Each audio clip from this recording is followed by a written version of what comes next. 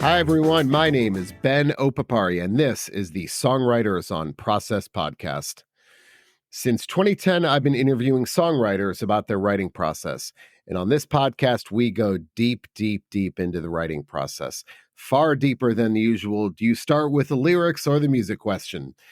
By way of background, I have a PhD in English literature, and I'm a prose writer myself. I'm not a songwriter. In fact, I've never written a song in my life. But my goal has always been to treat songwriters the same way that we treat prose writers and poets, just as writers, plain and simple, and have always been interested in the writing process. This is an intelligent conversation between two writers. And on this podcast, like I said, we go deep into the process. We talk about rituals, the seeds of inspiration, the role of movement on the process, writer's block, the revision process, pens, pencils, types of paper, and of course, we talk about books.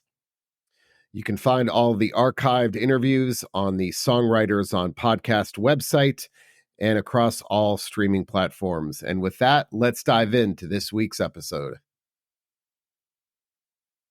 And today on the podcast, we have a twofer. We have Kevin Barnes of Montreal and Kishi Bashi. Now, Kishi Bashi used to be in Montreal before he went out on a solo career. So these guys have a history together and they know each other. And whenever I do these interviews with two songwriters who know each other, I try my best to stay out of the way and listen to them talk to each other. So I hope I was able to do that here. I'm a big fan of both of their music, and they are insanely talented. Our daughter goes to University of Georgia, and last semester she took a class called The History of Music in Athens. And obviously both of them, having lived in Athens, have a music history there. And when I told her I was interviewing Kishi Bashi and Kevin Barnes, she was incredibly impressed and very excited. Both of them have new releases out. Kishi Bashi's new album, Cantos, is out now on Joyful Noise Recordings, and of Montreal's Lady on the Cusp is out now on Polyvinyl Records.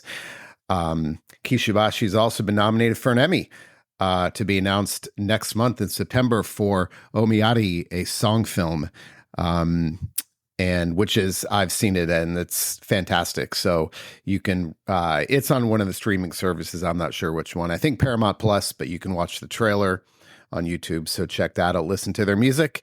And here we have Kishi Bashi and Kevin Barnes. Thank you very much for taking the time to talk to me, both of you. Kishi, since you're up here on my screen first, and then Kevin, I'll ask you the same question. As an artist, how important is it to create in some fashion every day? Are you the kind of person that says it's derivative if I force it, or is forcing it important to get the good stuff out? For me, I think it's like important to if it's well, actually, I kind of like goof off for a while until I get an itch, and it usually happens like a week or 2 or 3 weeks of just like being, if I'm like burnt out from working on music, then I kind of goof off, and then I get an itch to like be creative again. And I think that's when I start to, and when I have a project like an album or like I need to work on something, I'll regiment myself like on 5 days a week, 9 to 5, you know, not, 9 to 5, or at least it's like 8 hours a day. And it makes me feel like I'm working. So we'll talk about that routine later, but I'm curious, is that itch, is it anxiety? Like you feel like, okay, it's been a while. Yeah, it's like lazy. I feel like, I don't, like one of those like washed out like Hollywood actors who live at the Beverly Hills Hotel, like in a movie, like one of those guys. I feel like, what am I doing with my life? But you're okay then if it's not happening. That doesn't turn into like, oh, I wonder if I'm blocked. I mean, you're okay with just not creating. Yeah, I think I think people get burnt out, and it's really important to take a break. Mm-hmm. If you've been touring or if you've been working hard, like creating an album or like doing something creative, like a project. But I think it's really important to take a breath of fresh air, find something else that's inspiring, Yeah, like what do you mean find something else? Are there I don't know, other artistic? Yeah, like I started learning to surf. I'm doing Carnatic violin. I do that, it's like Indian classical violin styles. Getting married, traveling, stuff like that. Things that are not about writing songs. And I think that oftentimes you clear your mind, and then for me, it works out in a way that I'll feel creative, and then oh yeah, and I'll have like a few good days or a few good weeks of like creative ideas. I like that idea because I've heard this before, that people take those artistic breaks and do something like I've never heard surfing, that's a first, but things like I cooking or live in Santa, something. yeah, I live in Santa Cruz. Yeah, So right, that's true. So, but something like cooking where they feel like there something like that is a way to clear the brain, like you're intentionally not writing. So it's not that you get ideas doing those things. It's literally a way to clear all the detritus. yeah, Uh, I just think you can't force it. Like during COVID, when people are like, "Oh, I have so much time now. I'm going to write my novel or something like that," and then realizing that you can't force creativity when you're anxious and burnt out and kind of stressed out about the world. So I think yeah. you find that just find a place to be happy, and then I don't know if it's the same with Kevin, but Yeah, Kevin, let's hear it. What's your take on that? Kevin finds darkness by himself. Um, I don't know really. I mean, for me, yeah, it is like a mysterious thing when the the mood strikes, but I do feel like there's always something happening in the background in my mind. And like it's kind of like I feel like, that's whether I record it, write it down or not, like I'm still being or that part of my mind is still activated always. And so then it's just a matter of like, do I have the physical energy to document it or not? So when those things are happening in the background, are they conscious things? I guess, do you feel like I'm a prose writer, not a songwriter, so I can only quote what other songwriters tell me, but often external things, literal sounds, may inspire creativity, things in nature, things in a city, just, not anything internally, but actually external sounds, inspire creativity. So, does that happen to you ever, Kevin? Definitely. I mean, I think that the internal thing is like my own kind of bizarro experience that isn't really relatable, or it's not really something that would be topical or make sense to anybody. It's just like whatever, however I'm wired, it's just like the stream of consciousness that's happening. And then, but often if I'm like inspired to write a song, it's because I'm hearing something that inspires me. So it's like definitely external in that sense of like, whoa, that sounds so cool. I want to make something like that. So again, I've heard, a lot of times I hear songwriters tell me they get ideas for lyrics when they mishear lyrics. And they think, oh, actually, that's not the right word, or I misheard it, but that's actually a cool idea. So does that ever happen to you? Now, to me, I'm like other songs often don't inspire me. When I'm looking for inspiration, it's usually like a feeling. So I usually start from scratch. But when I hear something awesome, I'll just like put it on my playlist or like listen to it over and over and over again. I interviewed Dave Lombardo from Slayer, and he told me that he gets inspired when he puts sneakers in the dryer, and the beats from the sneaker, whatever that beat is, it kind of gives him ideas. Or the guy from Stu McKenzie from King Gizzard and the Lizard Wizard told me he gets ideas from car alarms, Mhm. whatever the car alarm is, and those external sounds. Um, I just think that stuff is so cool, like, because you're not really thinking about it, but all of a sudden it triggers something, right? Kevin, have you tried circle drums? There's like these drum sample libraries that I downloaded them, and they pretty much like are the backbone for like most of my songs in my new album. No, what is that? Circle drums, I don't know. They were advertising to me on Instagram. Basically, these cool drum loops. They sound really awesome, and basically I wrote a lot of songs based on these drum beats, and then obviously re-recorded them.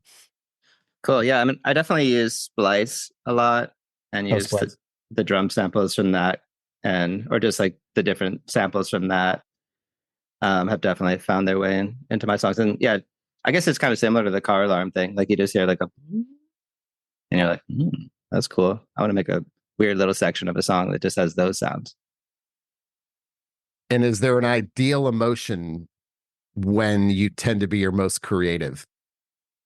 Like, well, oftentimes it's like extreme sadness or extreme exhilaration. It's really nothing in between.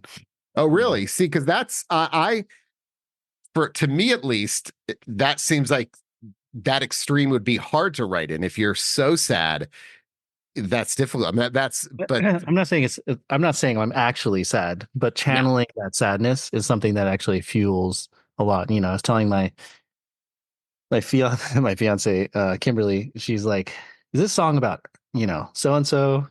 And I'm like, well, just because, if you're a songwriter, just because you write a song about death doesn't mean that you're like, there's death in your life now.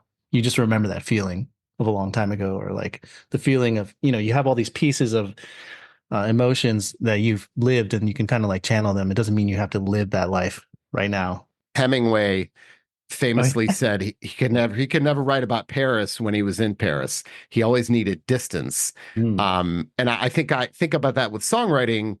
If you're writing about something, do you need distance to be able to write about it, or writing about that thing right after it? Uh, is that it's more effective that way? Yeah. I mean, Kevin, what do you think? Well, I mean, I think with sadness, it definitely, at least for me, I've definitely written in that state of mind a lot, in the state of anxiety and just like extreme frustration. And yeah, so I definitely not, I feel like I probably write more when I'm in an extreme state of mind than when I'm just in a relaxed state of mind. Because a lot of times, if I'm in a relaxed state of mind, then I'm not really thinking about uh, the therapeutic aspect of the creative process, which is like a pretty important motivator for me. If I'm happy, then I'm not really that driven to make things. Do you find yourself like putting yourself in weird situations so that you can get out of them? I used to do that a lot. I don't really do that as much anymore. Now I'm kind of trying to find a new way to be creative Hmm. that doesn't involve exploding my life. Wait, so Kishi, you said putting yourself intentionally in weird situations, and that's how you get to write about them? Yeah, I mean, like artists do this like all the time, like self-destructive artists. They're just like they find inspiration and or like people who like put themselves in situations and then they write about their friends and stuff and annoy them.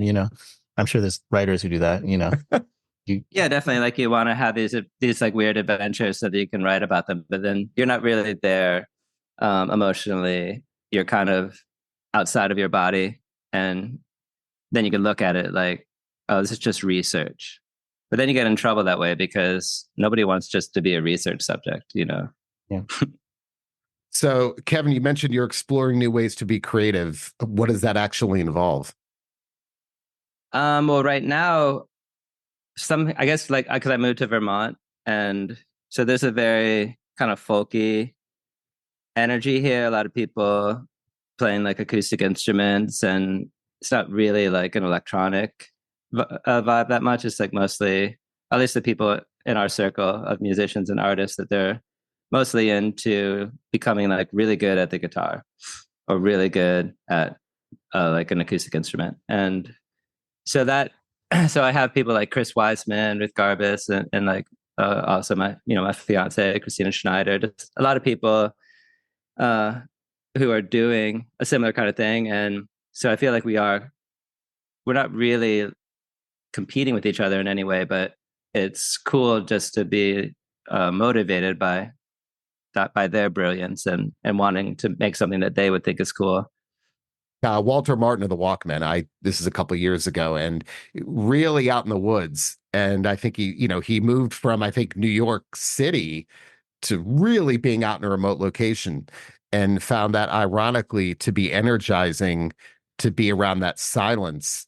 Um, so Kevin, is that kind of where you are? And are you in a space like that where there's just that solitude is actually more energizing to you? I go back and forth. I mean, my daughter goes to school in Manhattan, so we live about 4 hours away from that. So I go to visit her all the time, and so I get to soak up a lot of that crazy New York energy at least once or twice a month. And then, so it's kind of the perfect situation because I don't have to be fully, uh, like fully absorbed in that nonstop kind of chaos energy. But I definitely feed off of it. I love going to New York, going to bookstores, going to movie theaters, doing stuff because there's really nothing here. Like where we live is like 25 minutes to like a grocery store or like restaurants and things like that. So yeah, we're definitely very secluded. Doesn't feel like quiet at all. Like I always think that's kind of a funny idea that like, oh, it's so peaceful and quiet. It's like it's only peaceful and quiet if you have that kind of brain. If you have a kind of brain that never shuts up, then like it's never like that. You could be anywhere. Louder than ever. Yeah, exactly. That's interesting. Yeah. So, Kevin, how often do you have the urge to write? I mean, I've heard you mention a few times today that kind of those voices and that kind of, those ideas in your head. But how often do you have the urge to say, like, I have to write today? It's something I need to do. Well, recently I've been more into writing lyrics and making drawings and then like writing words around the drawing and inside the drawing and just kind of like looking at it just as like this like physical object and looking at the words and looking at the way the letters look and just enjoying that kind of thing. And so I usually like take a couple books, like a couple nonfiction books about different subjects that I could be interested in and then looking at and like reading a couple of the essays that are in it or looking at the photographs that are in it and then kind of mixing the words around and creating something new out of it. And that's been kind of the thing that I've been most into. And then playing acoustic guitar and writing kind of like funky, weird songs that I don't know if I'll ever record.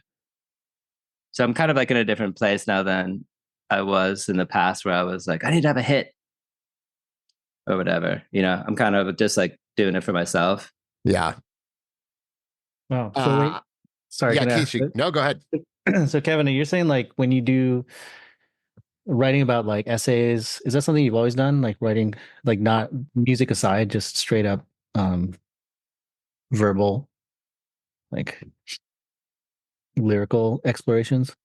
Yeah, I do because I think that it can either be that or often I'll like or have in the past like gone to a bar by myself with a notebook and then just like have a couple of drinks and then just like pick up bits of what people are saying around me and then kind of like chopping that up in a way in like real time and then when I get home like at the end of the night like not really thinking too much about it when I get home at the end of the night looking at it and like oh that's pretty funny or I could use that line or whatever.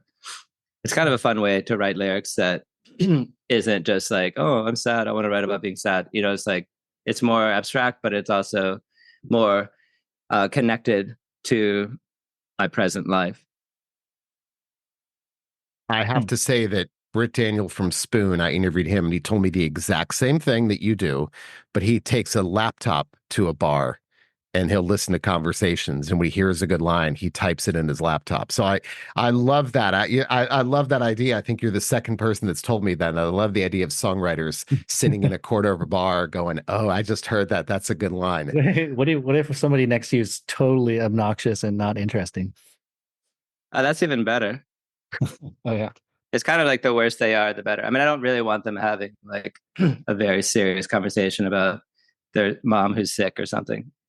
It's usually, and it's never just like, I just like eavesdrop on one conversation. Like I like for it to be a din, of noise. So I'm just like I can only like kind of pick up fragments of what people are saying. And it's all just kind of like a big soup of ideas. So I'm envisioning this piece of paper. It's almost like a word collage. If I'm hearing you correctly, you have kind of words everywhere and it's very nonlinear. Is that right? Yeah, definitely. I'm kind of the more nonlinear, the better. But either way, when I'm looking at it, when I'm like, after I've written music and I want to put some lyrics to it, I'll go to these books and I won't just be like, oh, what did I write down? What was that sentence that made sense or whatever? Like, I'll be like, oh, I like two parts of that. And I like the end of that one. I like maybe that one word from that other one. and then kind of use that as just like a palette to work with, but not really like have to feel like, oh, I need that. I need to document that whole thing that I overheard or like misheard someone say or whatever.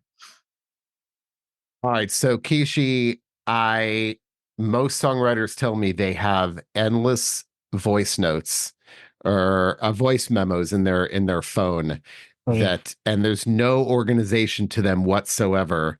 And all I can think about is frantically scrambling to find that one voice memo.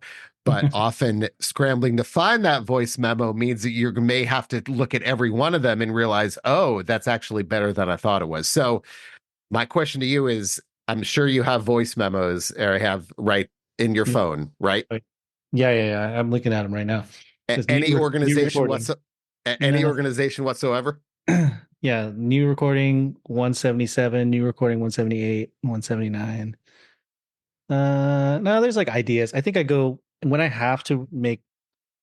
Basically, I'm a super procrastinator, so I only work on music and songs when I know I need to do something. So I think like I'll go back and I'll look through if I know I have a certain kind of like vibe for an album that I'm like trying to get, then I'll like look for different ideas. And I label them like analog idea one, playbox melody, colorful. I don't know, stuff like that. So That's more organization than I actually hear from most people. So that's good. yeah. Um, so we have 4 kids, and I find that actually having children makes me more disciplined as a writer because I think you alluded to this earlier. You feel like you have all the time in the world to do something. And when you have all the time in the world, nothing ever gets done. And I find that having limited time makes me much more efficient. And so as a writer, what I'll do is I'll create, if that doesn't happen, I'll create a false deadline for myself. So a false deadline isn't, oh, start the stopwatch right for an hour if there's no need to stop after that hour. What I'll do is if like my wife and I are going out at 5, whatever, I'll start writing at 4. So I know that I have an hour and I have to stop. And I know that about myself because I go to New York all the time for work and we live in DC. And I'll get more done in that 2.5 hours on the train than if I sat here because I have to put my laptop away. So I hear what you're saying. I mean, I think, and procrastination always gets a bad, all people use it as a bad word. And I feel like actually procrastination can be very effective if it pushes you to write. So is that kind of what you're saying? Is that, do you feel like that works for you? Yeah, I mean I have the looming deadline of like every 2 years I need a new album or something. I don't know, Kevin, what you if you feel that way, there's like a time, there's you got an album tour and then like a follow-up tour and then you really should come up with a new album, right, Kevin? Like kind of after a year or two of a new Yeah. album. Yeah, I mean, definitely if you're thinking like, oh, I want to go on tour, we should go on tour.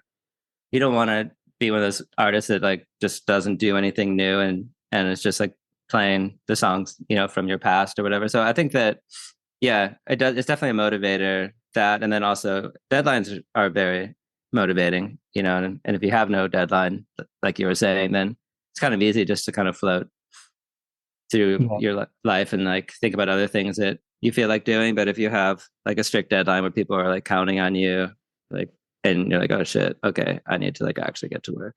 Yeah, I even get like my booking agent. I'm just like, book it, put the holds in. Yeah. It's like 6 months before that, you got to finish the album. Yeah. Kind of like, but yeah, that's pretty much how it works.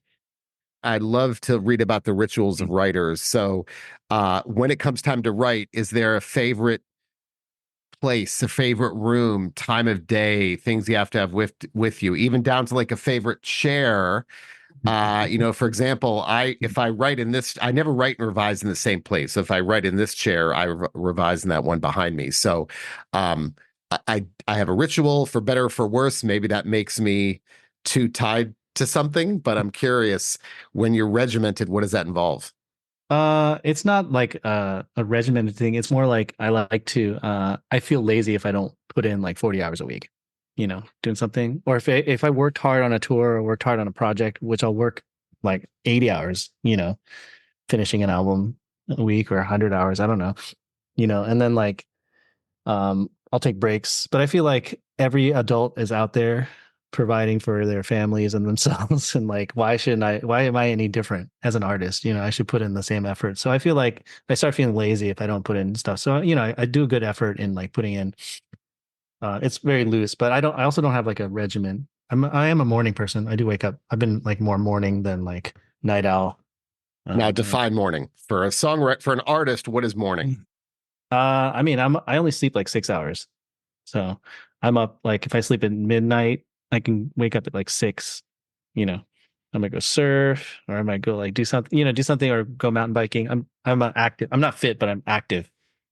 So are you active then you write, or do you feel, or is the writing happening before that? I think it's just like I feel like you need to just find like idle time to just sit with a guitar or something. So basically, I just know that you can't really force it often.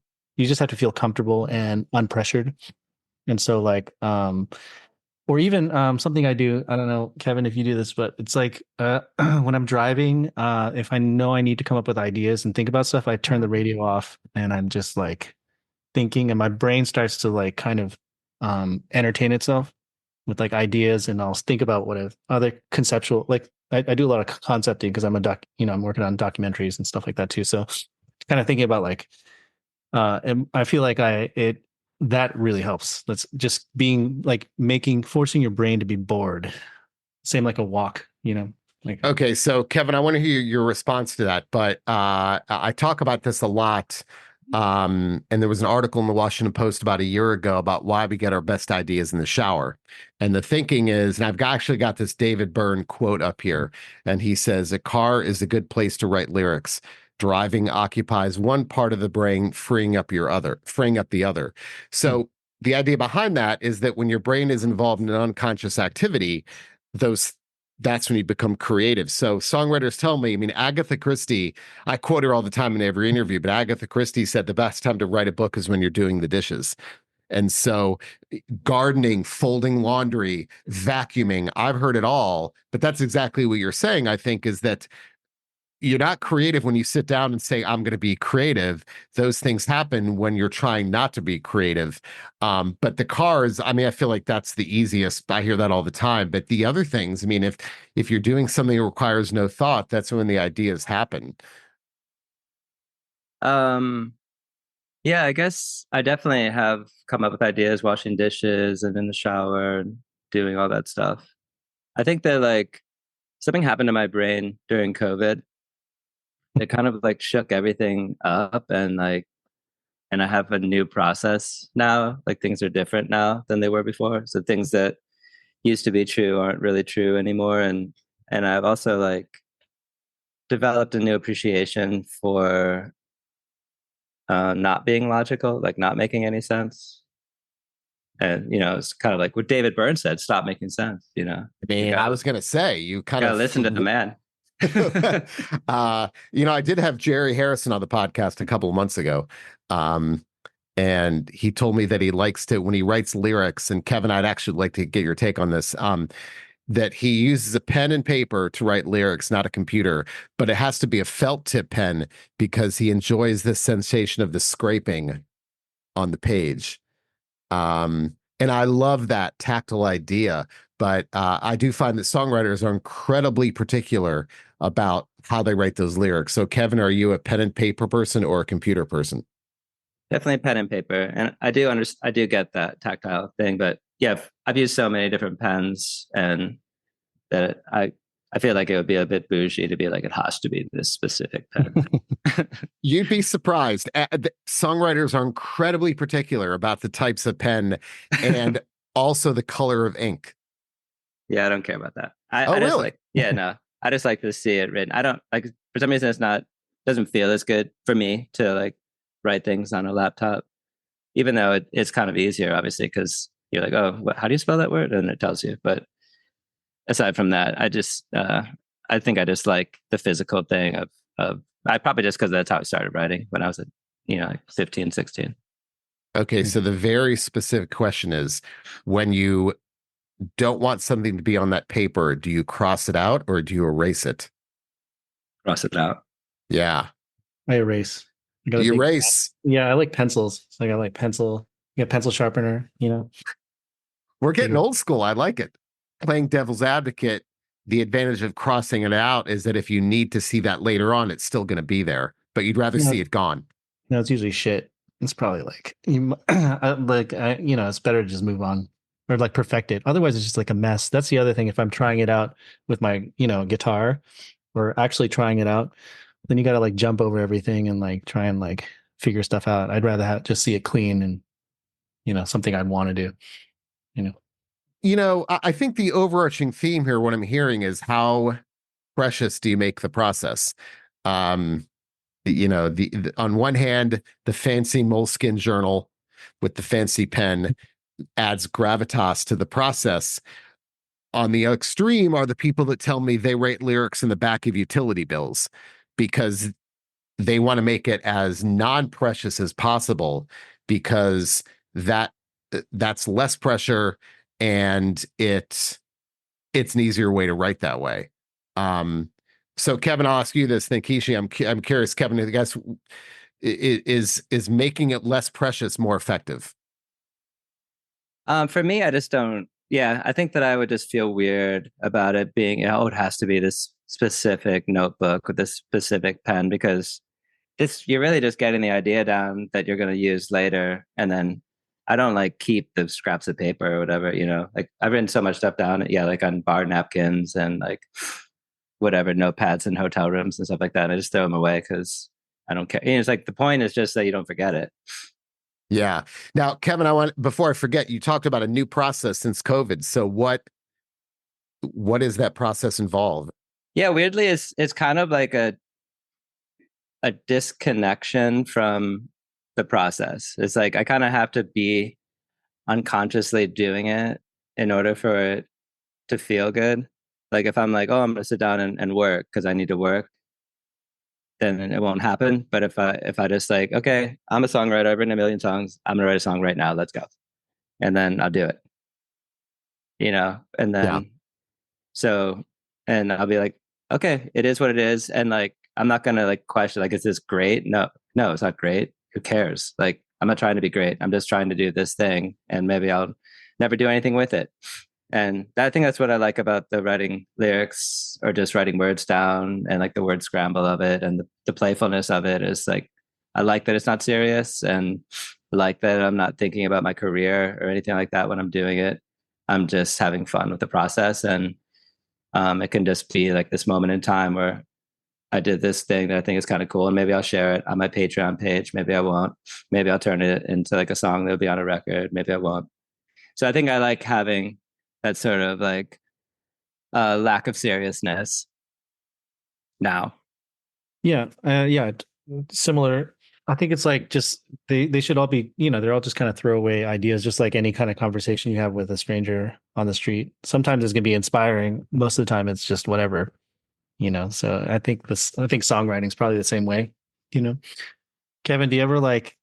I have like I keep a lot of my lyrics because I think, oh, I could like chop this up and put them in like some merch items in the future. Is that like being greed? Is it like too commercial? No, I don't. I bet somebody would like this. It would add a value to this item. Oh, like what do you mean? Like a lyric that you didn't use in a song? No, just lyrics to some of the songs that are on the album. Oh, Yeah, just have like, if somebody, if this, if you have a new album, then it like includes like some like actual, to me, it's like kind of interesting to look back and see the creation of a certain song. And you can see, oh, here's my actual like first words for that song. So I kind of keep them. I think it's smart. I mean, especially for your fans and stuff. I mean, whenever I see like, oh yeah, John Lennon's handwritten lyrics to something, it's kind of cool. Yeah, so I know, Kevin, you talked about, making it less precious, but is there a time of day when you're most effective, or does that not matter? I'm definitely not a morning person, so I'm definitely more of a night owl. So I usually work.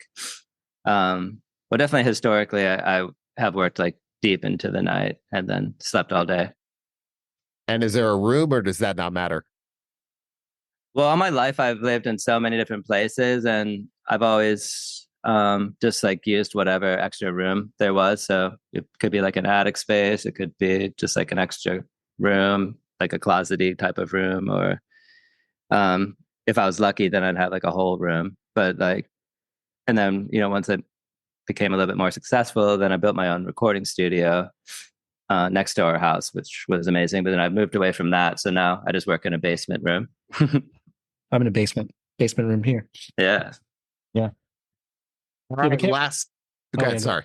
No, oh, no, please. I was curious about, so Kevin, are you like, this is what I remember you telling me, is that you pretty much like you're writing your songs and then you kind of record them.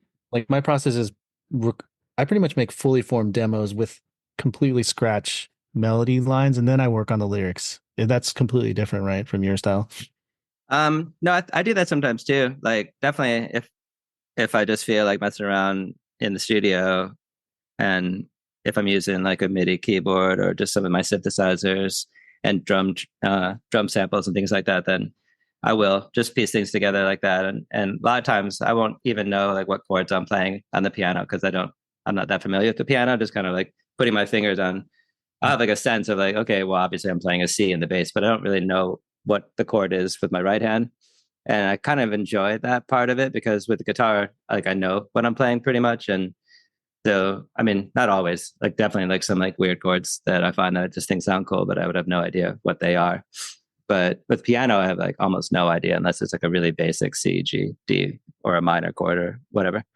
So like a lot of times it's kind of like, I want to make something kind of jazzy. So I'm just going to like put my fingers in a weird place and just like, well, that sounds kind of dissonant and cool. Okay, that's going to be the first chord, and then listen to that chord and then use that as like, okay, so what should the second chord be? Like, how about something that barely fits with that first chord?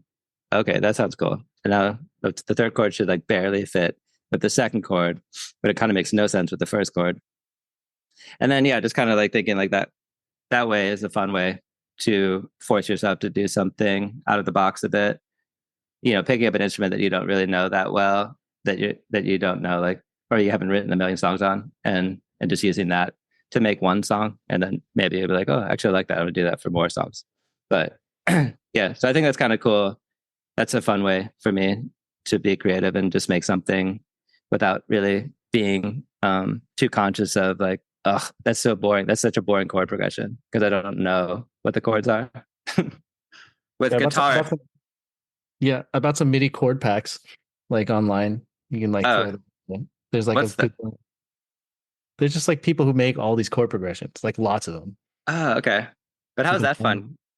you pick some. I like soft synths, so I have like a lot of like I like different sounds, so I'll throw them in, and then if it actually sounds cool, then I'll be like, oh, that's a cool like thing. Put a beat on it. That's all. That's interesting. That's Okay, so I have a quote up here from this is exactly, I think, what you're talking about. And songwriters tend to love this quote. This is from the novelist E.L. Doctorow, and I'll repeat it I'll say it twice. He said, writing is like driving at night in the fog. You can only see as far as the headlights, but you can make the whole trip that way. I'll repeat it. Writing is like driving at night in the fog. You can only see as far as the headlights, but you can make the whole trip that way. So Kevin, I think that's kind of what you're saying is you start, but you have no idea where that's going to end up, right? yeah, which I guess is always the case unless you're writing just kind of a generic song. You're like, oh yeah, I want the chorus to be like really anthemic. I want the verse to be still fun, but a little bit more subdued. I'm going to repeat each thing twice. I'm going to have a little bridge. Which I mean, when you first start writing songs, then that's fun and it's still mysterious. But once you've written like a ton of songs, at least for me, I'm like, I don't want to just write that song again. Like Yeah. I need to find new structures. I need to find new things that like excite me and like are challenging. Kevin, do you have that feeling where like you write a song, you're really into it, and you're like, oh, they're gonna love this, and then nobody like requests it like ever again, and then That's like every song. All right. So, last question officially. I do find that songwriters are pretty voracious readers. Whether that influences songwriting may or may not. But I always love to talk books with songwriters. So, Kishi, we'll start with you. Do you yeah. like to read? And if you Uh, do, yeah, I love to read. I'm reading. You mean like I've been reading The Secret Life of Addie LaRue for some who reason. wrote that? Um, Starts with two letters, and then I can't remember. It's a popular book. It's pretty Yeah. fun. You like basically everybody. She's cursed, and everybody forgets her. And it kind of spans the time from like rural like 17th, 18th century France to like modern times. But it's beautifully it's she's a good writer. But I think you know what's funny is that I used to not read that much until people started asking me, Kishi Bashi, you know, my first album, they're like, what are you reading? You know, and then I was like, I don't know, like Harry Potter, you know, and like, and then I started, that's when I was like hanging around Kevin, and Kevin's like, he's like, I'm reading the dictionary, looking for new words. And I was like, shit. That conversation never happened, Kay. You're like, I opened the, okay, whatever. Um, but I think like yeah, I mean I like I read nonfiction too, and I think to me I don't know to me lyrics are more like poetry, so I like the sound of prose. You know, like how it evokes like emotions. I like a lot of alliteration, and I like a lot of you know like imagery that's more evocative, like metaphors. I like metaphors. You know. I do find that the best novelists to me are those novelists who also are poets for that reason. And you know, if you happen to be a novelist or a poet who maybe dabbles in writing a novel, and you get those images, and you get that because they can't divorce it. I mean, that's not what their genetic makeup is. I mean, they're poets at heart, and so they're writing a book of fiction, but it's loaded with that imagery and those kind of poetic techniques. To me, that's there aren't that many of them, but when they do, oh my gosh, it's amazing because you get kind of best of both worlds. Yeah, I mean, not to say I'm like that, but for me, my music is usually, it's, I, you know, have the music first, and then words are like more like sounds. And then I usually look for the sounds that I like, you know, within that melody. And then Yeah. that's, and if I find a word that I like, that's when I usually start to craft the story around the word choices. So it's usually not, it's rarely ever like an idea for me. It's like a sound and like poetry. Yeah, Kevin, so how much reading do you get to do, and who do you like? I get a lot of time to read, and I've been reading The Three Body Problem. I'm on the second book Do you have now. the Dark Forest? I just finished that. Yeah. Yeah, I'm in the middle of the Dark Forest right now. And yeah, been into like science fiction books lately. A lot of Ursula K. Le Guin.